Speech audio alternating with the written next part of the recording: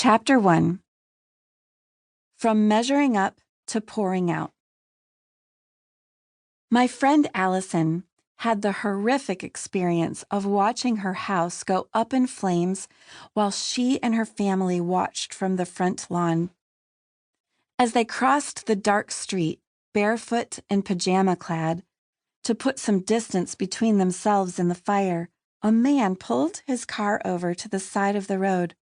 "Is that your house?" he asked. Later, they learned he was the serial arsonist who had set the fire. Apparently, this isn't as unusual as it might sound. Criminologists have found that it's common for serial arsonists to return to the blaze they've just set and gaze upon the scene with a sense of power and importance. This, I believe, is how Satan looks at us as the destructive flames of comparison lick at our lives. He's content to remain in the shadows, gazing with gratification as we pull away from each other in jealousy or pride. But in this chapter, I'd like to pull back the shadowy curtain and shine a spotlight on the enemy who's been setting his fires and driving us apart for far too long with his green-eyed wisdom.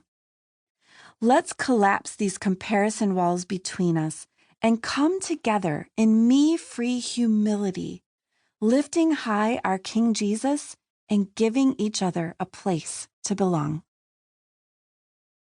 Lesson 1. The Lines or the Spout. Read James 3:13 through 18 and John 10:1 through 11.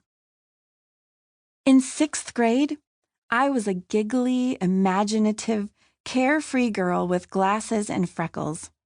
My best friend Kathy and I amused ourselves by passing tiny notes tucked into my pencil sharpener, which contained lots of code words in case we ever got caught.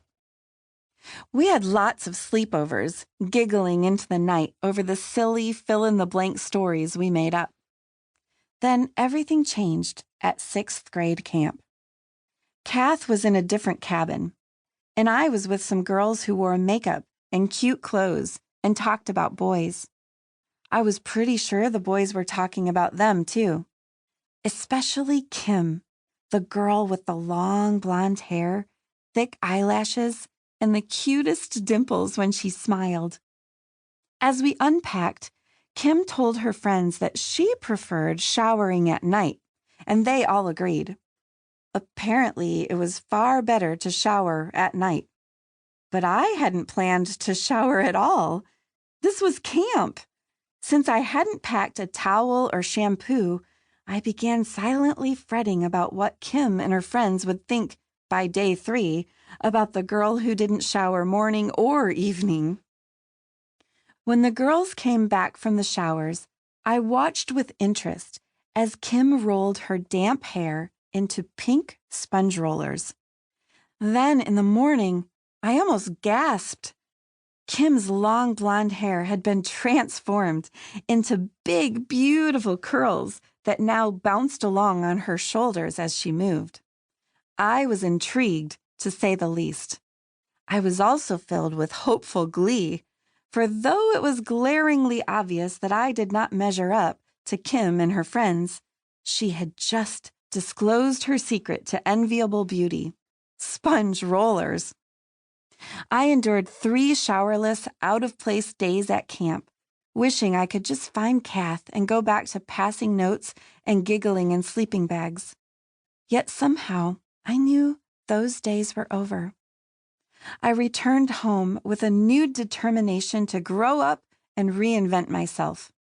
First order of business, sponge rollers. My mom was kind enough to get me some. And that night I showered and rolled up my damp, shortish brown hair in the pink rollers, just as Kim had done.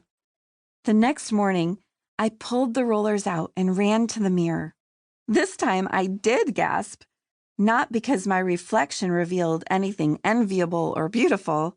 I looked as if I had been electrocuted.